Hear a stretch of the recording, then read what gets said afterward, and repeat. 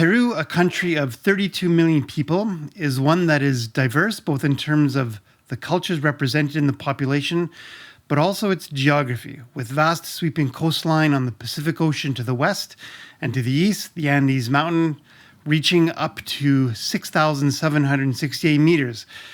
That's almost 3,000 meters higher than Mount Robson, the highest mountain in the Canadian Rockies. It is one of the most successful, if not sometimes politically controversial countries in South America.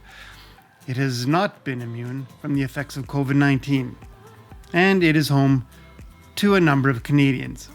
Today, we go to Peru.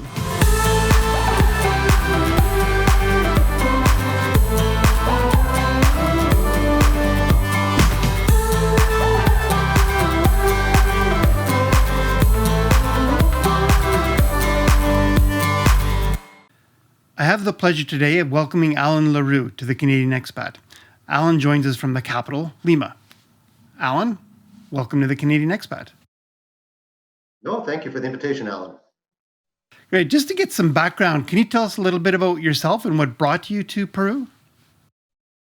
I moved to Peru in 1995.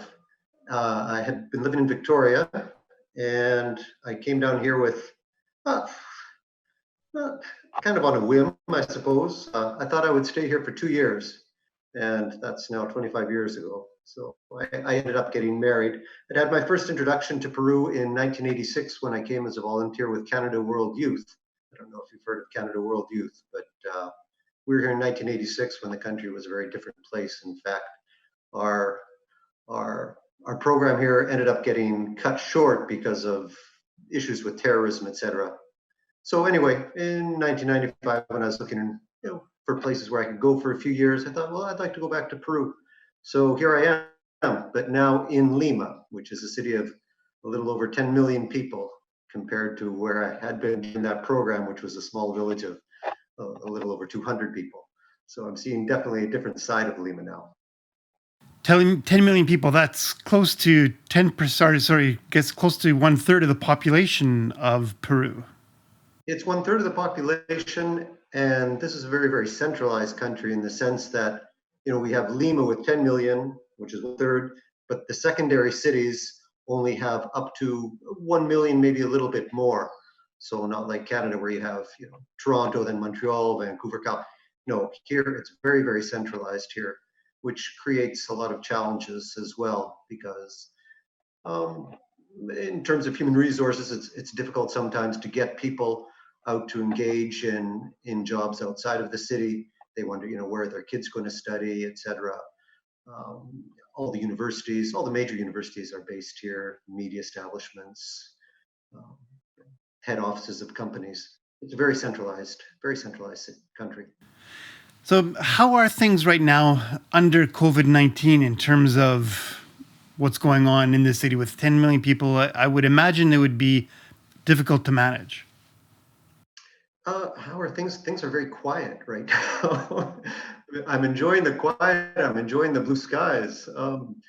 Yes, with 10 million people, look, we're on the 5th week of a 6th-week lockdown. And here lockdown means that you can go out for necessary supplies, 1 person per family. You can't drive your car.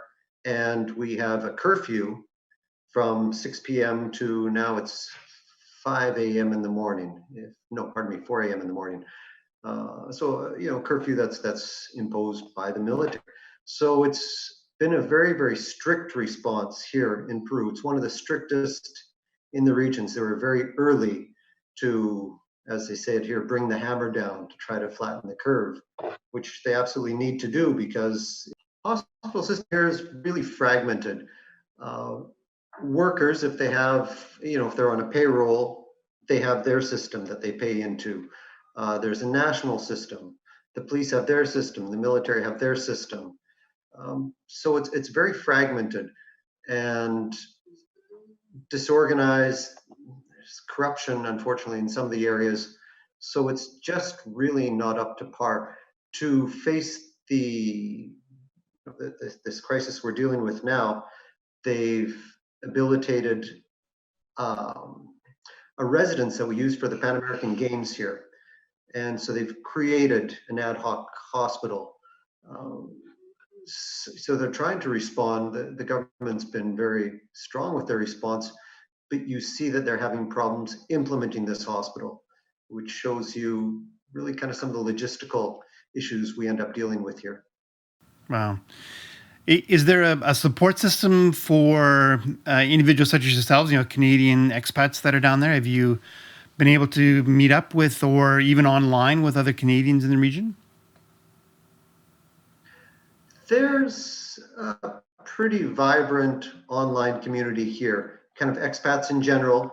And then there's a list for Canadians in particular, which has been very, very useful to coordinate the flights to get Canadians out. There were a lot of tourists here who were caught because the measures were brought in so quickly, Alan. The measures really caught a lot of people by surprise. People were in the jungle or they were in Cusco, etc. And they were really left behind when they closed the borders. So yeah, the social networks have really been key in helping people organize. And the embassy here, I have to say, has been very, very responsive. I think they've done a pretty good job overall, but it hasn't been easy. No, I think we're seeing very similar stories around the world where, of course, the social networks have been key in keeping people at least feeling socialized to a degree, but also keeping them in contact. And then the embassies and consulates around the world have been very active and doing what they need to do with sometimes limited resources to try to make sure that Canadians that are in the regions informed of what are possible and getting Canadians that want to get back to Canada. Absolutely. And this is really the first time something like this has happened. So hopefully everybody's going to take away some important lessons. I don't think they even really know how many Canadians are here overall. Uh, People, they can choose to register at the embassy when they come into the country, but they don't unregister when they leave. And a lot of people don't bother to register at all. Um, and you really have kind of two sets of Canadians, or really three. You have expats like myself who live here. You have the Canadians who come here as tourists, and you have a lot of Peruvians who've moved to Canada, nationalized, they're Canadian, and they have come back here as well. So it's kind of you have different sets. Sure. And I guess, of course, all three of those have different needs in terms of what they would require from the Canadian government as well. Exactly, exactly. So there was a bit of a rush for some people to get out. The tourists, clearly better for them to be back home. And then Canadians who are sort of landed here, like myself, they made the decision. Should I go back to Canada where we have a better health system, or should I stay here? Should I go back to Canada where actually the rates of infection are higher, or should I stay here? So everybody ended up taking their own personal decision. And we're seeing that again around the world where it's a very personal decision whether they return back to Canada or not, and there's a lot of reasons for those decisions to be made. So, how are things looking in terms of that curve, if you will? Are things looking better now in Peru? Do you see a light at the end of the tunnel? They're looking better, and yeah, they're looking much better, Alan. And like I say, the government came down fast and hard. So as of today, we have about 12,000 people who are infected, close to 300. I think about 270 have died. So the numbers are proportionally fewer than, for example, what's happening in the United States or what's happening in the neighboring country here of Ecuador, that's really having a difficult time. Having said that, at the end of next week, they're going to loosen the restrictions as they have to, because this is not a rich country, and people really do need to work. It's been very trying to watch people who earn their money day to day. They don't have savings. They don't have a refrigerator. They really do need to go out and buy food on a fairly frequent basis, which puts them at risk. And they just don't have the money often. They don't have savings. So the government here has given subsidies to the poorest of the poor. But then that creates a whole problem in and of itself. I mean, how do you get money to folks like that? How do you communicate with them? And how do you actually put that money in their hand without having an agglomeration of people?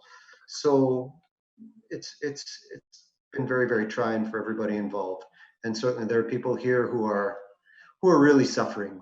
Absolutely. People who been in lockdown for weeks at a time, are having a rough ride of it. Alan, we have close to 1 million Venezuelan, really refugees here. You know, very few of them have actually formalized themselves here. About 30,000 have formalized and are really kind of on the books in one way or the other. And, you know, I frequently think of these folks who, you know, are really expats as well, if you think about it. You know, people who are not going to be receiving this government subsidy, you know, people who really were living day to day. I mean, there's a lot of drama being played out. We don't see it because it's all behind closed doors. I'm sure we'll hear an awful lot of stories when all this is over. Oh, I'm sure that we will. Yeah, I think again, many countries of the world are experiencing, I'm sure, very similar experiences. Absolutely. I mean, so far so good. They've managed to keep a lid on this, but I mean, the risk is there. There's a few idiosyncrasies here that play against Peru. One, we're heading into our fall, and Lima's quite a humid place. It never really rains here, but we live on the coast and we get a lot of mist, so the air quality is not good. Two, you know, people have the habit of shaking hands. You shake hands when you greet somebody. You shake hands when you say goodbye. If it's between women or a man and a woman, you'll give the kiss on the cheek. All of these are great ways to transmit a virus. And people kind of live on top of each other here as well. It's not like in Canada where you have your front yard, you have your backyard, and your neighbor's a little bit away. You know, here people really live on top of each other in a lot of senses, and they share a very crowded transit system. So all these are idiosyncrasies that kind of play against us. So I for one, am very grateful that the government has been as strict as it has been. But we'll see how this plays out. Really, we're just starting. I think we're kind of fooling ourselves when we think, we flattened the curve, we're out of this. We're not going to be out of this for a while. I would agree. Alan, thank you so much for joining us today. I truly appreciate you taking the time out of your day. That's good. Well, it's my pleasure. And hello to all the Canadian expats all over the world. And to all those that are watching, thank you very much for watching. Please hit the like button. If you haven't subscribed already, please do so. Until next time.